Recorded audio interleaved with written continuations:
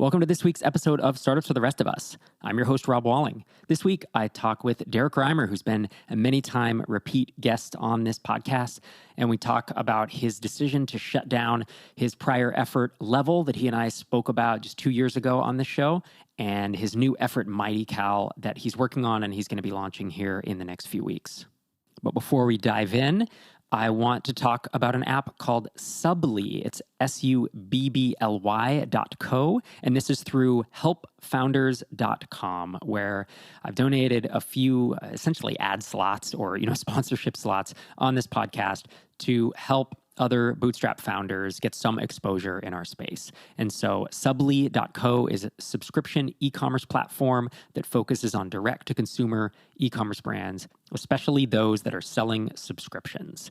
So if that's you, please give Subly a look, Subly.co. In addition, in case you missed it a few episodes ago, I mentioned that with TinySeed, which is the SaaS startup accelerator that I started 2 years ago with my co-founder, Einar, we are raising Fund 2. And to date, we have funded 23 companies with our first fund, and now we are raising that second fund. So if you are an accredited investor and are interested in diversifying an investment across many dozens, if not hundreds, ultimately, of early stage B2B SaaS companies, head to tinyseed.com/invest, enter your info there, and let's have a conversation. There's certainly no commitment, but if you want to learn more about what that might look like, hit us up, tinyseed.com/invest. A little background on Derrick before we dive into our conversation. Derrick and I started Drip way back in 2012, and we grew it together, sold it to Lead Pages in 2016, and then moved on in 2018. And since then, Derrick has started a couple different projects, and we dig into those. I won't spoil them for you, but last time we talked was about 2 years ago, and we were talking about how he was trying to validate his app Level, which was a Slack competitor. And we basically pick up right where that left off, and we talk about his decision to shut Level down and then what he's been up to since then. So without further ado, let's dive into my conversation with Derrick Reimer. Derrick Reimer, thanks for joining me on the show again. Hey, thanks for having me. I think you've been on this show. I was trying to look 1, 2, 3, 4, 5, at least 5 times. Oh my goodness. Yeah, I know. It's a lot. The most recent was almost 2 years to the day. It was July of 2018, where we talked about how you were validating Level, and it was your ambitious third SaaS application. So it's been a while, man. You've been up to some stuff. It's been a while, yeah. A lot happened in the last couple of years. Yeah, so let's dive right into Level. We can catch folks up. Level, in essence, was a Slack competitor that you were working on, which, your angle on it was a less interruptive, get deep work done as a developer or a creator, but still have some type of chat tool, right? You want to catch people up on that? Sure, yeah. So Level, it was kind of born out of the experience that in large Slack teams, especially after, post-Drip acquisition, 150 people in a Slack room. And the company at that time had basically said, we're going to shift basically everything into Slack and not use email anymore, and experiencing firsthand all of the challenges that come with kind of the interruptive nature as a maker trying to manage all this communication in a real-time chat format. So yeah, the premise was to strike a better balance, a healthier balance. And there were some innovations that I came up with, kind of putting things into a kind of a hybrid, between Slack and email. So there was an inbox in Level that would queue up your messages and they wouldn't disappear when you read them, but you could subscribe to certain things that would flow into your inbox, and other things would just be kind of in a feed.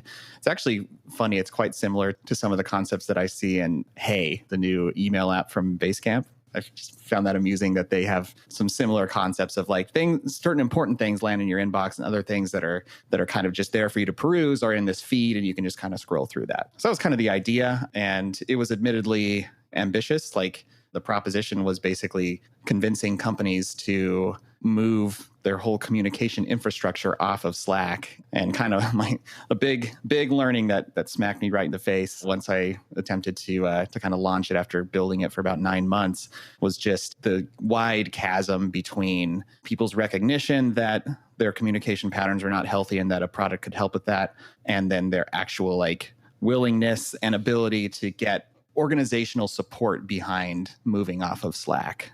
Yeah, that's the thing, because one individual can't make the decision to move anymore, right? It's a really tough thing. Unlike if I were to try to switch away from Calendly, for example, even if I was on a team, right? As long as I have a credit card or I can get a free trial, I can just go and sign up for that and use it on my own right now. I don't have to convince 10 other people, but the switching costs of Slack are high. The feature depth, they have a pretty big moat now, all the integrations. I remember early on you and I talking, and I was like, mobile apps, dude. I'm not sure you can do this without mobile apps, There's a lot to it. I mean, there's always uncertainty when you're launching things, but it really was an ambitious project for you to take on.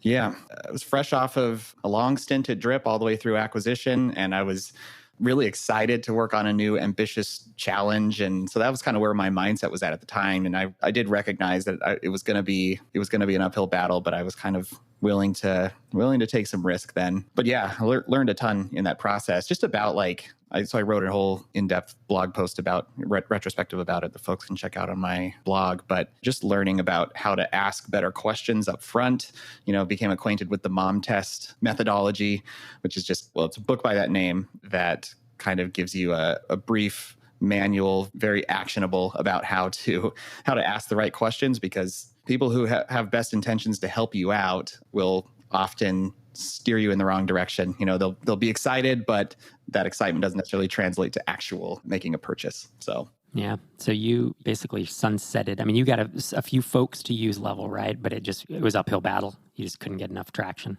Yep. And so you kind of sunsetted that. Was it about a year ago now? Yeah, it was just over a year ago. Yep. Okay. So you moved on to your next act, which is called Static Kit. And that's in the static website, form endpoint stuff. And if I recall, I mean, when you and I had talked about it, you were kind of like, I want to do this to get something out there and to get something out there quick. I don't want to spend 6 months thinking and manifestoing and doing all that again. And I'm interested in static sites anyways. And I think there's some opportunity here, but I'm not quite sure what it was. It almost felt like you needed to get something into the world to kind of tool around with. Is that accurate? Yeah, I mean, it was a pretty rough, psychologically, it was rough after coming to grips with the fact that putting 9 months of effort into Level and for it to not work out was tough. And so it was partially therapeutic to dive into some tech, some stuff that I was particularly interested in. And there's a lot of stuff happening kind of in the static site ecosystem, the Jamstack, kind of the term coined by Netlify.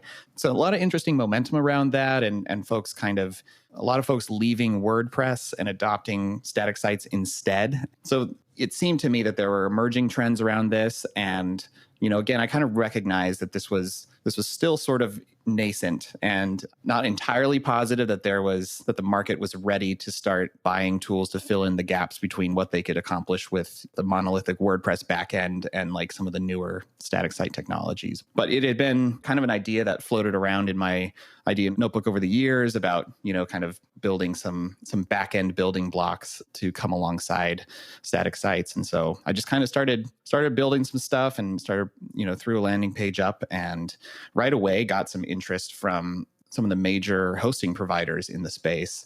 They reached out directly and we're very excited about kind of the developer-centric form backend was kind of the first little dipping the toe in the water for Static Kit, and got a good amount of excitement from some of the other people in the ecosystem, and a kind of a willingness to come alongside and promote in their marketplace and stuff like that. So that sort of is what drew me into going a little deeper into the space and seeing what I could make of it. It just feels like it's one of those waves. I mean, we kept talking about it as hey, WordPress was small and then it wasn't. And there's these technology waves that come, and static sites feel like they have the potential to do that. No one knows if they actually will, right? But there was opportunity, and to build something relatively small and get it out there in a few weeks and have these bigger players reaching out saying, we want to integrate, we want to promote. It was well, that sure is an interesting opportunity. So that was one of the reasons I liked the idea of you doing it. It just, you're kind of not going from a standing stop when that happens. Right. So that was definitely gave me excitement and gave me some glimmer that there's something there. I still had to learn at that point, all right, so what does the market actually look like for this? I know there's a lot of developers experimenting with these tools. Developers love, everything you can manage in version control. If you can keep your entire configuration in Git, developers will eat that up. So it's I knew that it had the kind of the interest of developers, but how many agencies were actually using this instead of kind of the older monolithic content management system stack. There's a lot of other players kind of alongside static sites like content management systems, for one, that kind of cater specifically to this audience, and a lot of them funded. So it's kind of hard. It's hard to know really how much traction any of these companies have when they have funding, because they're out there doing their marketing and having a presence in the tech spheres. But like, what does their revenue story actually look like, and how much traction do they have? It's hard to kind of ascertain that without just diving in and seeing what you can do. So I definitely kind of had my learning hat on during that process, and started to become clear that like there's a lot of the people who are signing up for tools like this are not buyers. They're not in the situation of ready to actually exchange dollars for the tools. And I think some of the large hosting platforms like Netlify, like Vercel have, kind of demonstrated that, you need a large free tier at the bottom to kind of service the folks who are just playing with stuff, and then ultimately like make your money selling into the enterprise and doing kind of an enterprise sales process. And that became more and more clear that was likely what was going to need to happen for Static Kit to really get traction. And that gave me a lot of pause.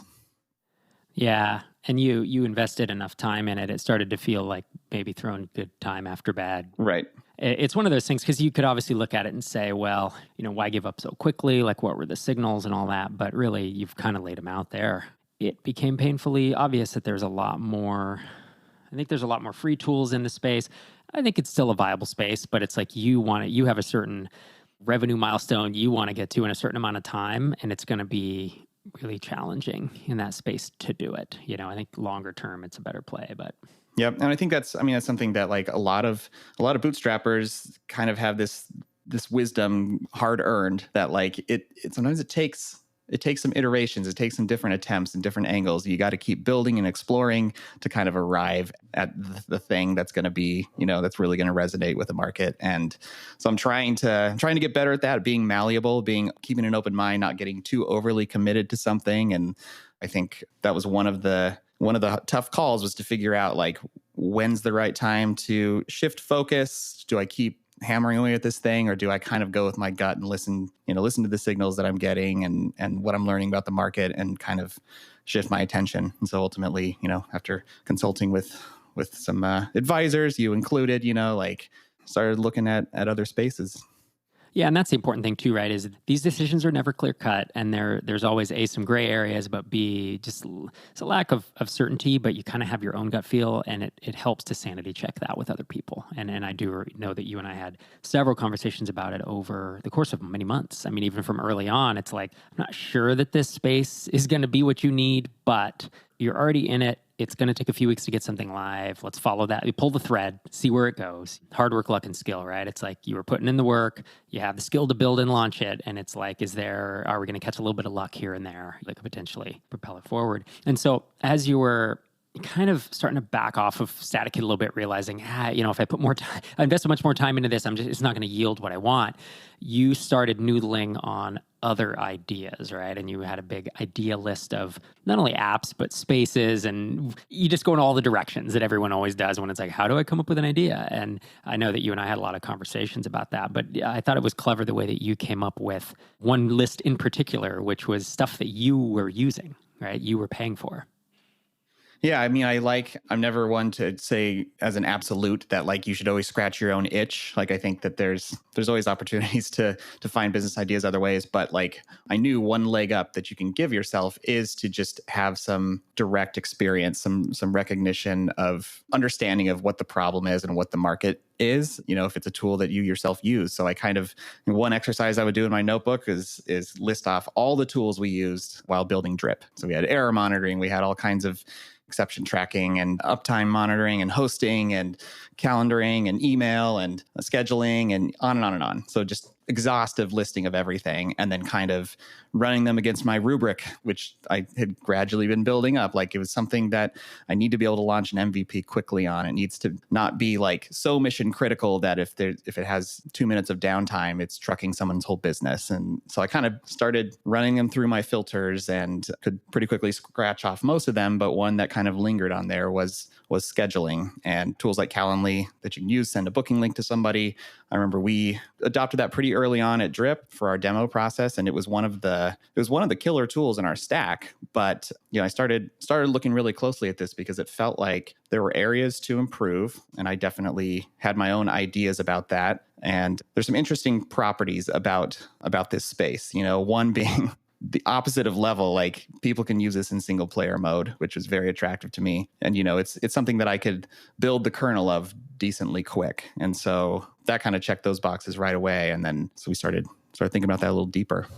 Yeah. I remember the conversations when you would call out an app name of like, whatever, error monitoring. And it's like, okay, what are the pros and cons of the ones we've used, and Calendly. And I was like, oh, I'll tell you what, when I do group scheduling, it's a nightmare. When I try to, why doesn't Calendly overlay my calendar over there as if we're both customers or if you owe, and it was pretty quickly, it was like, oh, there is innovation here. Much like, again, you go back to 2012 ESP mindset of like, well, MailChimp and Aweber have solved this problem. They're perfectly good solutions. But then once you start thinking, well, how could it be better? What are the personalizations, the tags, the automations, the whatevers to make it a better system? And then it's like, oh, I see the future a little bit, or we think back to email, Gmail and then Superhuman. And it's like, yeah, email and the online clients were just fine for like a decade. Nobody touched them. We just used them the way they were, But then when someone comes along and says, oh, Superhuman's this new email client, or, Hey Now, that was an odd way to say it, but, or hey.com, you do realize that, oh, there are ways to innovate on these kind of tried and true solutions maybe. And that's how I started pretty quickly thinking about MightyCal, right? Which I don't know if we've said the name of it yet, but yeah, MightyCal is your app. It's at mightycal.com. And, it became pretty obvious that there were innovations that could be made to make this a better process. Now, that doesn't mean this is a viable market, and it doesn't mean this is a viable product. And that was something we were careful of, is I was like, look, I can tell you 5 things that I would switch for, but you got to go talk to other people next.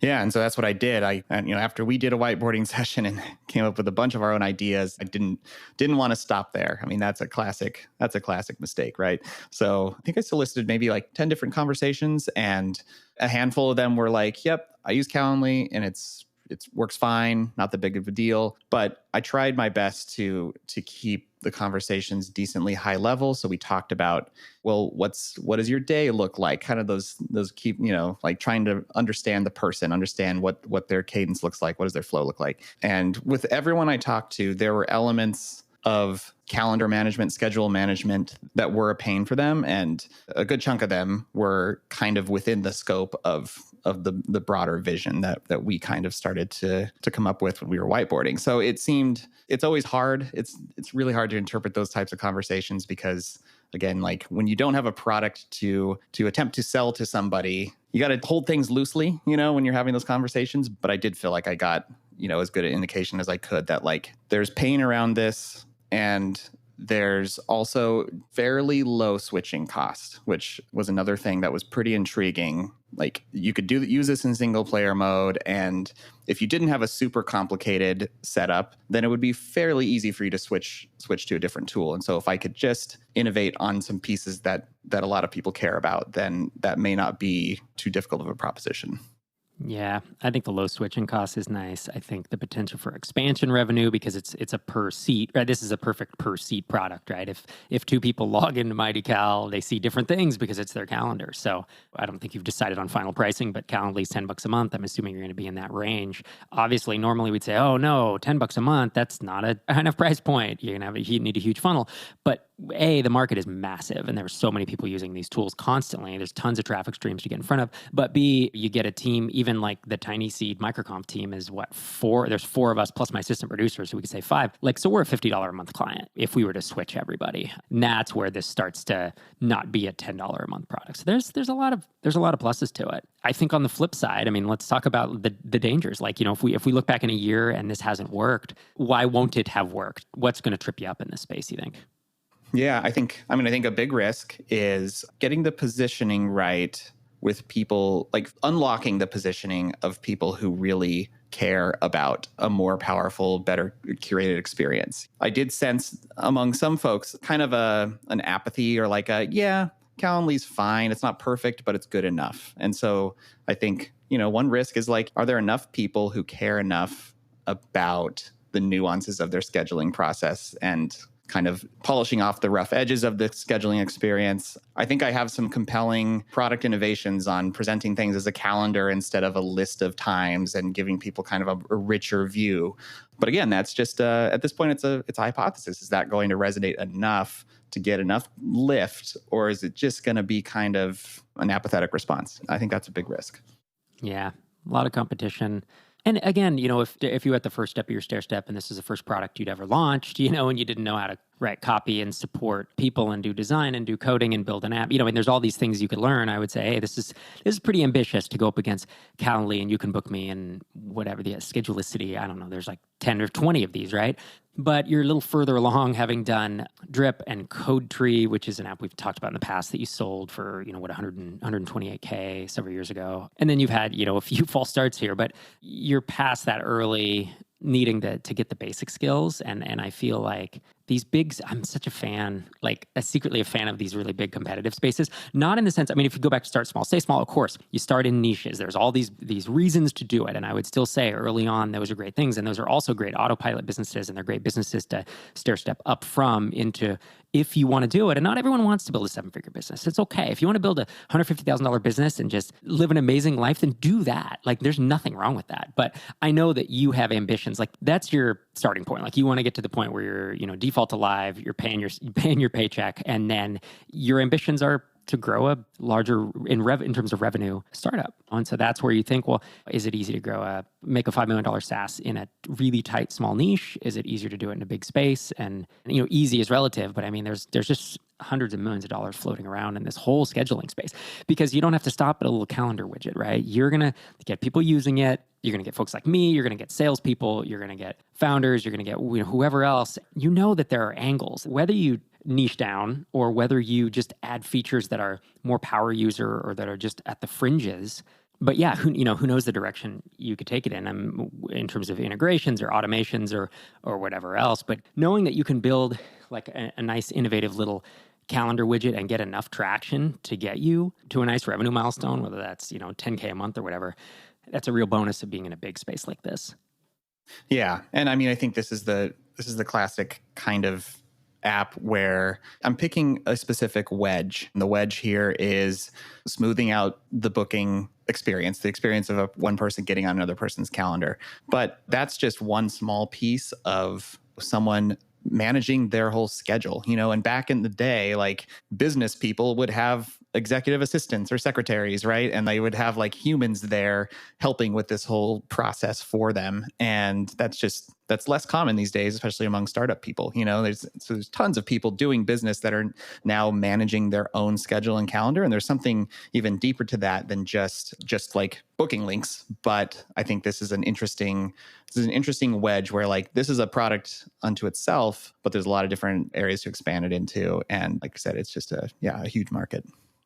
Are you going to focus on a specific use case? When I think of me, I'm kind of I don't even know. I'm kind of like a busy startup founder. Maybe that's a busy executive, busy startup founder, whatever. And then there's obviously so that's my use case. I'm also a podcaster. So I'm going to need those two, kind of meeting types or whatever. And then you could look at, there's obviously salespeople will use this quite a bit. I can imagine. When I do think of Superhuman, and kind of one of the angles where they won is it was founders and investors, right? A lot of it, they did the Silicon Valley thing where they went after those two. Do you just have an avatar in your mind if it's busy founders and executives, or are you specifically thinking, there's podcasters, there's founders, there's CEOs, and there's investors or something like that? Just curious how you're thinking about it. Yeah. I think the first few that I have in my mind are founders, people similar to myself. And I think that's also another piece that I'm hoping to use as kindling is my own small audience that I have from the podcast and just from being in the space. There's a decent amount of people kind of in my sphere who I think are potential customers for this. And I kind of hope to use that as the first circle of people that I'm marketing this to. And so I think it's going to be a lot of founders, bootstrappers, and potentially some investors in there too. And then I think, the business will kind of expand organically from there. So we'll see what kind of viral lift it has. There is a viral component to this too. Every time someone shares a booking link, it's exposure to whoever they're sharing it with, right? So it'll be a little bit of following kind of following the organic growth track a bit. But yeah, I still think that'll be a very important thing to suss out, is like getting the position nailed, because what I see a lot right now among others in this space is extremely broad positioning. And I think there's an opportunity here to kind of speak a little more directly to some specific pains and be the de facto tool for that group. Yeah, especially when there's our space of founders and I'll say startup executives, but really we're just kind of founder. I just think a lot of us, we're operators and, just trying to get stuff done.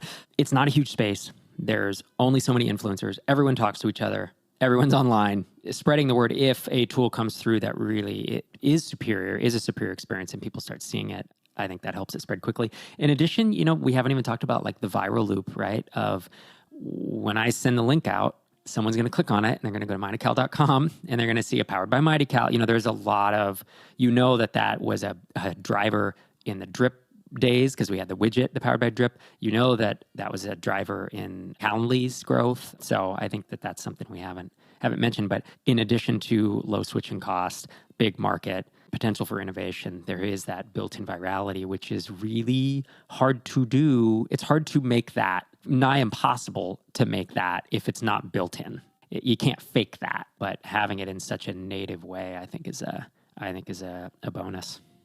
Yeah, and that's allowed me to, I'm investing a ton of time into kind of this flow. And I think about it similar to now that we're in a pandemic era and I've been doing more like ordering food through a mobile browser, I'm learning quickly some of the apps that really have it nailed, where it's just the interface feels so intuitive. And that's the experience I'm striving for this. So I want, the people who's on the other side of the booking equation to be using this person's link and coming away from that saying like, oh my gosh, that was amazing. How can I get that for me? Because this is what I want to give to people who are scheduling with me, right? I remember having that experience with Calendly early on. It's like, wow, I don't want to be emailing back and forth anymore. That was really cool. Why do I want to do it? So as we start to wrap up, you're using this yourself now, right? It's in production. Yes. Yep. I'm dog fooding. Yeah, it's cool. So, and you'll have some exterior customers or I guess early access customers here in the next week or two. Yeah. As of yesterday, my burn down chart said 96% of the way. So I'm running out of excuses to not have additional users on the platform. Seriously.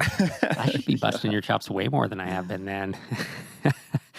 Cool. Well, yeah, man, I look forward to seeing my invite come through. Obviously, if folks are interested, in seeing what you're up to, but really getting on the list, which is if you do feel like, hey, I use Calendly or a competitor, and there are some things I'd like to see improved for it, focused on the startup founder, the busy executive type thing, it's mightycal.com. And of course, if they want to see what you're up to on Twitter, you are at Derrick Reimer. That's me. So thanks again for joining me on the pod, man. Yeah, thanks, man. Thanks for having me back to give some updates. Absolutely. Thanks again to Derrick for coming on the show. If you have a question for me or a future guest, please send it in to questions@startupsfortherestofus.com. You can send it in text, or you can record an MP3, send me a Google Drive link, a Dropbox link. I read every email that comes to that address. And I really appreciate you tuning in each week. Every Tuesday morning, I'm going to be in your earbuds. Talk to you next time.